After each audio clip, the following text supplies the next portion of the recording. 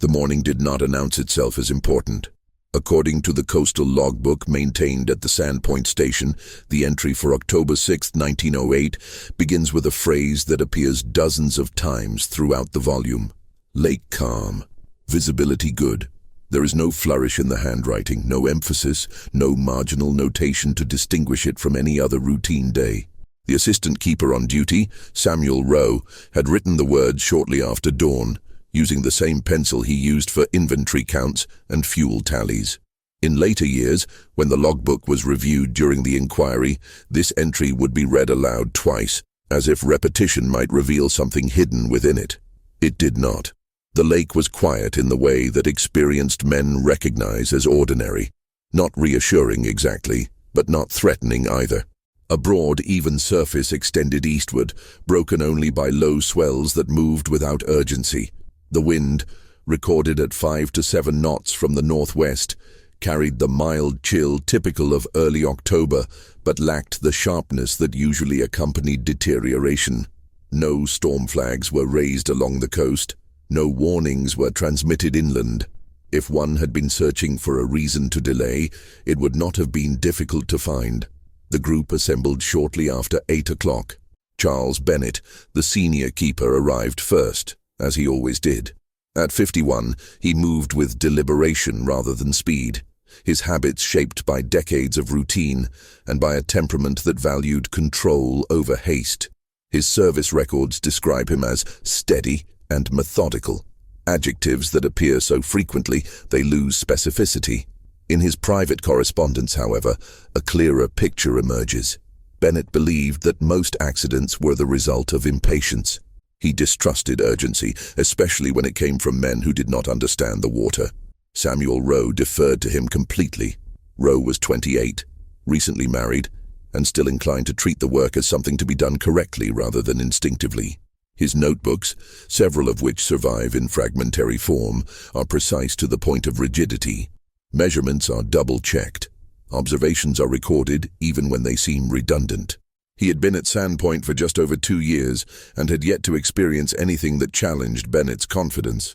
The two civilian contractors arrived together, Henry Mills and Peter Caldwell, both from Duluth, both in their early 30s. They were employed by the Lighthouse Board to conduct periodic inspections of auxiliary installations along the lake, fog bells, signal houses, minor beacons. Alder Shoal was one of the least remarkable of these. The structure was low, square, and utilitarian, anchored directly to exposed rock less than 3 miles from shore. It had been installed after a series of near misses in the late 1890s and had functioned reliably since. None of the men regarded the day's assignment as demanding. They discussed it briefly while the launch was prepared. Caldwell remarked on the clarity of the sky. Mills noted that the engine sounded smoother than during their previous visit. Bennett listened, nodded once, and reminded them to document the corrosion along the bell housing. Rowe wrote this down. At 9:09, they departed. The launch moved steadily across the water, its wake barely visible. From shore it would have appeared unremarkable, another routine crossing indistinguishable from the dozens that preceded it. There are photographs taken from Sandpoint in that period showing similar launches against similar water.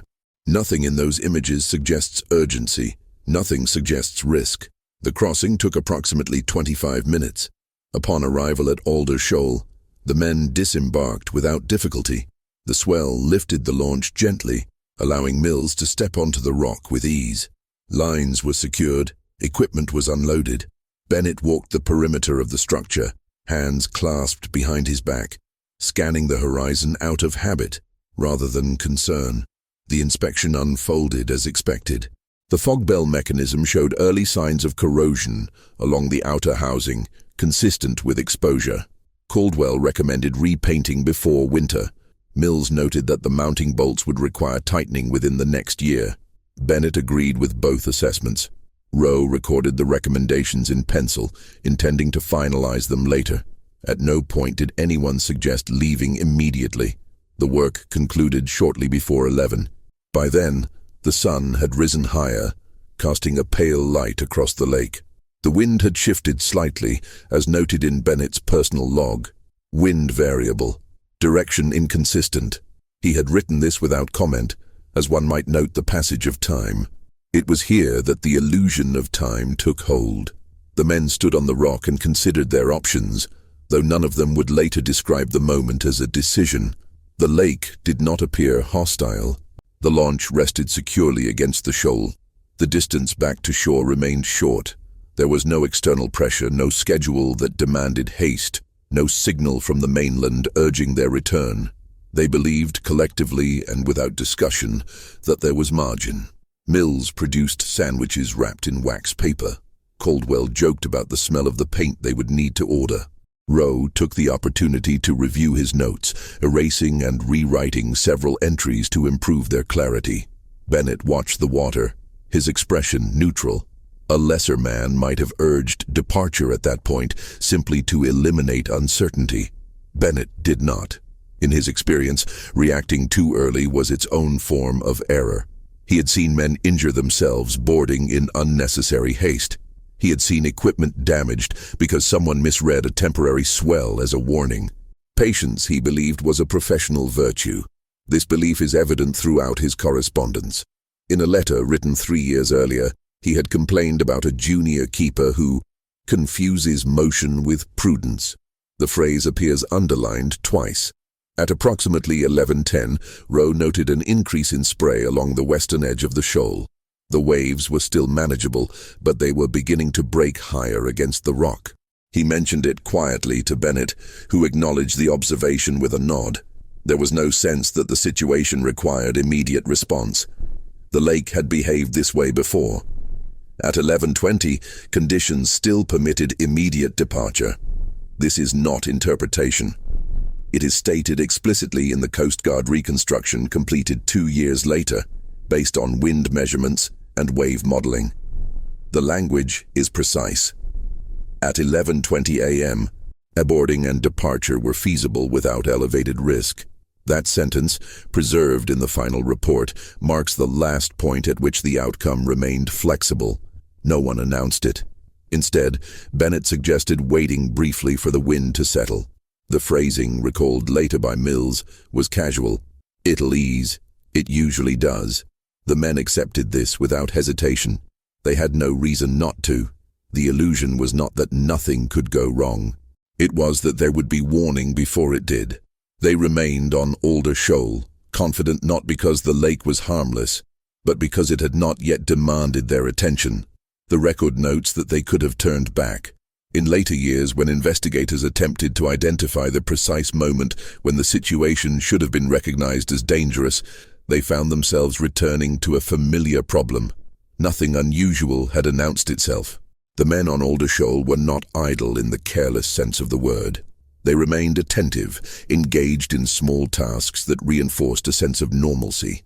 Caldwell rechecked the bell housing bolts, not because he believed they were loose, but because doing so felt appropriate while waiting. Mills adjusted the coiled rope near the launch, ensuring it would not snag when they departed. Rowe reviewed his notes again, this time committing several observations to ink. Each action confirmed the assumption that departure was merely postponed, not imperiled. The rhythm of the morning continued to assert itself. The lake rose and fell, but without violence. The wind strengthened in increments so small, they barely registered from one moment to the next. What mattered psychologically was not the absolute condition of the water, but its consistency. The men had crossed in similar circumstances before. Their memories supplied reassurance where data might have suggested caution. This is a recurring pattern in archival reconstructions of maritime accidents from the period. Danger rarely appears as a sudden intrusion. More often, it arrives disguised as continuity. Bennett remained the central figure in this equilibrium. He stood near the edge of the shoal, hands clasped behind his back, watching the water with the practiced eye of someone who believed he understood its language. His experience lent authority to his calm. When he did not act, the others felt no need to act either. Rowe later described this deference during the inquiry. "If Mr. Bennett wasn't concerned," he said, "it didn't seem right for me to be." No one challenged this logic. The weather instruments at Sandpoint recorded a gradual drop in barometric pressure during the late morning hours, but the change was subtle. The reading at noon would later be cited as noteworthy in retrospect, a phrase that appears frequently in the inquiry transcripts. At the time, it carried no weight. Bennett had seen lower readings pass without incident. He had also seen storms announce themselves far more clearly. What complicated the situation was the absence of a single, undeniable signal. The wind did not howl. The waves did not break violently. The sky remained pale and open, unmarred by dark clouds. Even the temperature held steady. The men talked. Their conversation, reconstructed from later testimony, was unremarkable. They discussed other assignments along the coast, the difficulty of securing supplies before winter, the reliability of different engine parts. At one point, Mills remarked that he hoped to be back in Duluth by evening. Bennett replied that there was no reason they wouldn't be. These exchanges mattered because they reinforced a shared understanding. The situation was temporary, manageable, and familiar. At approximately 11:35, the wind shifted again, this time settling into a more consistent northwest direction. This detail appears in 3 separate records: the Sandpoint log, Bennett's personal notebook, and Caldwell's deposition. None of the entries express alarm. Bennett noted the shift with a brief comment, "Holding steady." To a modern reader, aware of what followed, the phrase seems almost ironic. At the time, it was reassuring. Consistency felt safer than variability. The shoal itself contributed to this false sense of security. Alder Shoal was not a precarious platform. It was broad enough to stand comfortably, with a structure that offered shelter from spray and wind. Men had been stranded there overnight before, though not often. The fog signal building contained basic provisions: water, fuel, emergency rations. The possibility of waiting out a temporary change in conditions did not feel reckless. What the men underestimated was not the danger of the lake, but the speed with which conditions could move from inconvenient to prohibitive. This misjudgment is evident in the way they continued to plan for departure rather than contingency. The launch remained secured, its engine occasionally tested. Mills adjusted the line tension several times, each adjustment made with the expectation that boarding would soon follow. Caldwell stood ready, watching the timing of the waves, rehearsing the movement in his mind. At no point did anyone suggest abandoning the launch entirely or signaling the mainland for assistance. Such actions would have implied a seriousness that did not yet feel justified. Rowe's notes from this period are particularly revealing. He recorded small details, the height of the spray, the angle of the wind, but did not interpret them. The entries read like observations awaiting context. The context never arrived. By noon, the lake's surface had darkened slightly, a change so gradual it might have gone unnoticed without comparison. The waves now struck the shoal with more force, sending spray higher against the stone. Mills remarked on it, more as commentary than concern. Bennett acknowledged the change and said they would leave shortly. The phrase "shortly" appears multiple times in the testimony. It is tempting to imagine that urgency should have emerged at this point, that some internal alarm should have sounded. The historical record suggests otherwise. The men had not crossed a line they recognized. Each change felt incremental, and incremental change is notoriously difficult to respond to decisively. The illusion of time persisted because nothing demanded its end. The men believed they were waiting for the right moment. They did not realize that the window in which waiting was safe was already closing. There is no single entry in the record that marks the transition from safety to danger. What exists instead is a narrowing of options, documented indirectly through small adjustments in behavior. The men on Alder Shoal did not suddenly realize they were trapped. They simply began to act as if departure required more care than before.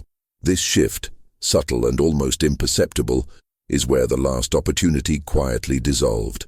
Shortly after noon, Bennett decided it was time to prepare the launch in earnest. He did not announce this as a correction or an admission of error. It was framed as the natural next step after waiting. The words he used, according to Mills, were calm. "All right, let's get ready." The men responded immediately. Mills moved to the edge of the shoal and tested the line tension. The launch rose and fell more sharply now, its bow lifting higher with each wave before settling back. Caldwell stood a short distance behind him, watching the timing. Rowe gathered the tools and stowed them inside the structure, closing the door carefully. Everything about their movement suggests expectation rather than urgency. The first attempt to board did not fail in any dramatic sense. Mills stepped down onto the launch as a wave lifted it, placing his weight where he had countless times before. For a moment, it worked. Then the next swell arrived sooner than anticipated, pushing the craft away from the rock at an angle. Mills compensated instinctively, tightening his grip on the line. He did not fall. He did not cry out. He simply stepped back onto the shoal when the launch drifted out of alignment. This was the first clear indication that the margin had narrowed. Bennett observed the maneuver without comment. He raised a hand slightly, signaling pause rather than retreat. The men waited for the next set of waves to pass, watching the pattern. Caldwell later described this moment as uneasy, but not alarming. The distinction is important. Unease invites caution. Alarm demands action. They were not yet alarmed. After a brief interval, Bennett gave a small nod. Mills tried again. This time, the wave lifted the launch higher than before, then dropped it sharply. Mills lost his footing briefly, catching himself against the gunwale. The motion was awkward enough to draw a reaction from the others. Caldwell stepped forward, then stopped. Rowe looked up from where he stood, his attention suddenly focused. Mills climbed back onto the rock. No one spoke for several seconds. In the silence that followed, the men recalculated, not verbally but internally. Boarding was still possible, but it now required precision. A misstep would carry consequences. Bennett understood this better than anyone. He had seen men injured by rushing such moments. The difference between a controlled delay and a dangerous hurry had always been central to his judgment. He chose delay. "Wait for the next lull," he said. The instruction was reasonable. It was also decisive in a way no one recognized at the time. The lull did not come. Instead, the wind continued its steady increase, tightening the rhythm of the waves. The launch no longer settled predictably against the shoal. Each swell pulled it slightly farther away before the line checked its movement. The angle grew less forgiving. Mills adjusted the line tension again, his movements now more deliberate. At approximately 12:20, Bennett made a decision that would later be examined in detail. He instructed Mills to release the line briefly to prevent strain on the launch's fittings. The intention was to re-secure it once conditions eased. This was a standard precaution, taught and reinforced throughout maritime training of the period. Mills complied. The launch drifted several yards away from the shoal, still within reach under calmer circumstances. Mills and Caldwell watched it carefully, prepared to retrieve the line when the opportunity presented itself. That opportunity never arrived. Within minutes, the distance increased. The waves, now striking the shoal with greater force, made approach unsafe. The launch rose sharply, then vanished momentarily behind a swell before reappearing farther out. The men did not shout or run. They stood still, tracking its movement with their eyes. It was at this point that the character of the situation changed, though the men themselves did not immediately recognize it as such. The launch was still visible. It was still intact.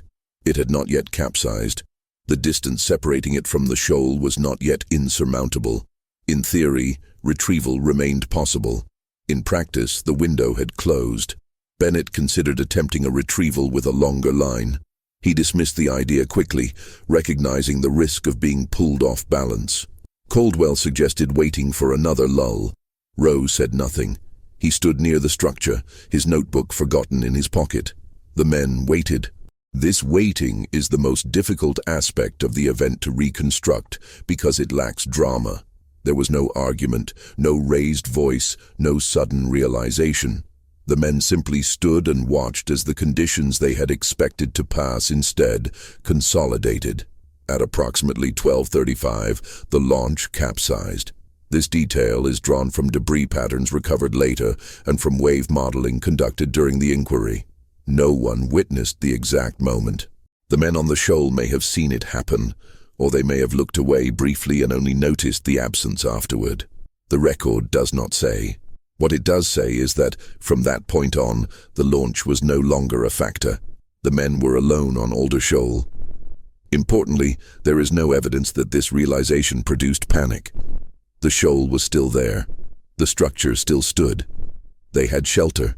They had provisions. Stranding, while undesirable, was not unprecedented. Men had waited out worse. The critical error, if it can be called that, was not a single action, but a sequence of assumptions, that retrieval was imminent, that conditions would ease, that time was still available. Each assumption had been reasonable minutes earlier. Now, collectively, they were wrong. The moment did not announce itself with urgency. It slipped away quietly, marked only by distance and water. The absence was not noticed immediately. When the launch failed to return to Sandpoint by late afternoon, no alarm was raised. Delays were common. The men were experienced. The assignment was minor but not trivial. There were many plausible explanations that did not involve danger. Bennett, in particular, was known for extending inspections if he believed conditions warranted caution.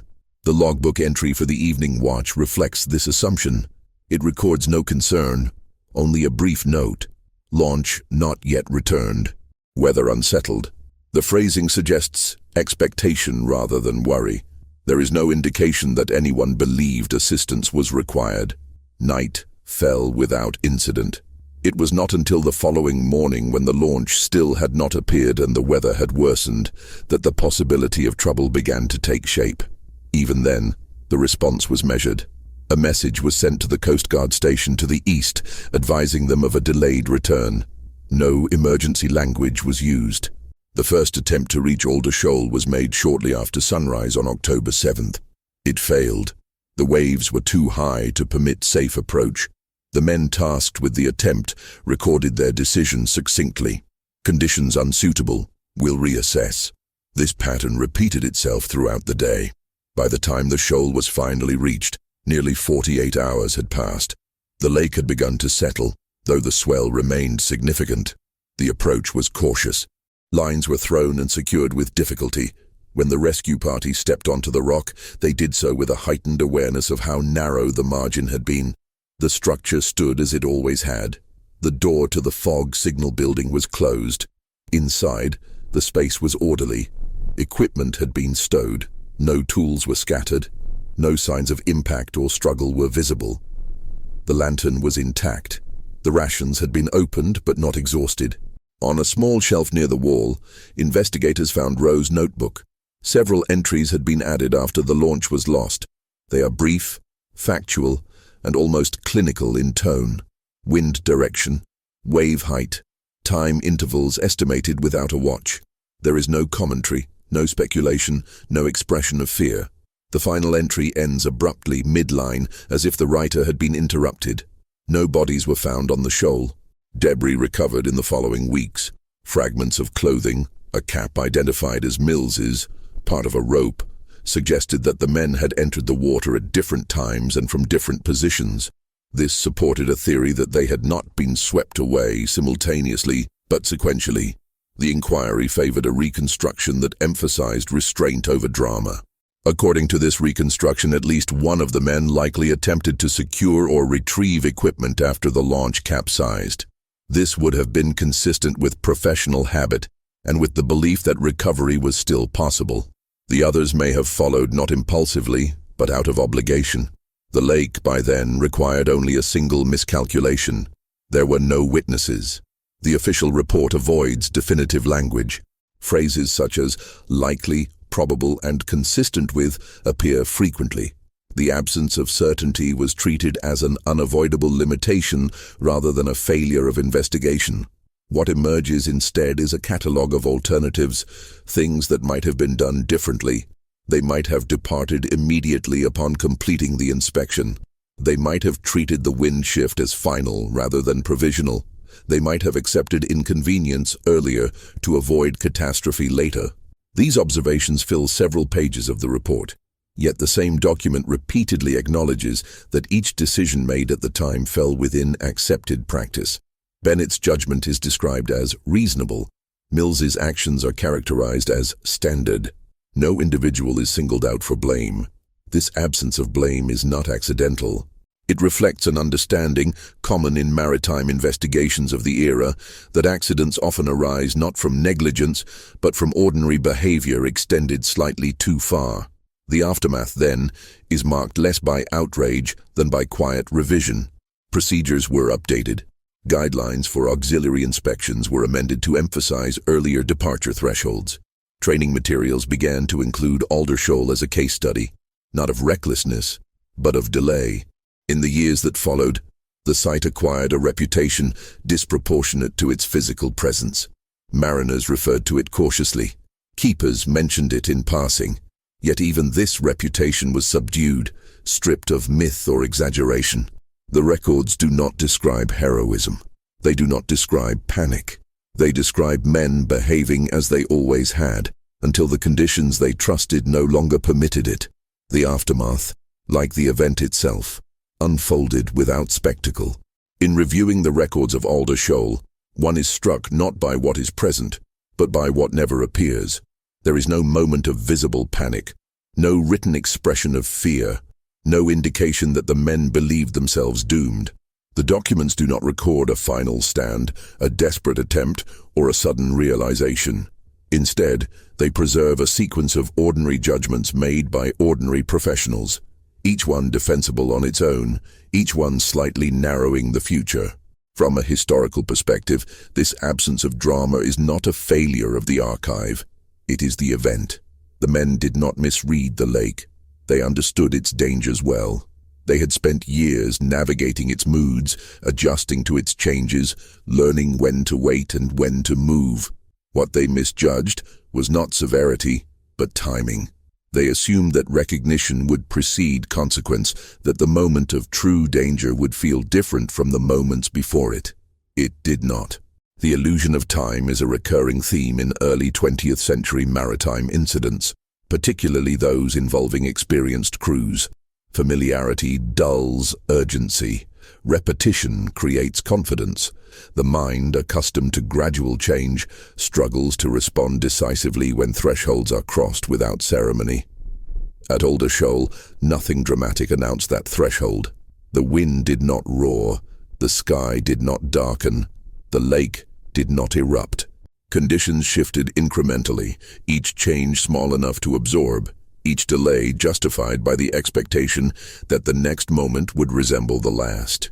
This expectation was reasonable, until it wasn't. In the inquiry transcripts, one passage stands out for its restraint. A senior investigator summarizing the findings remarked that no extraordinary forces were at work.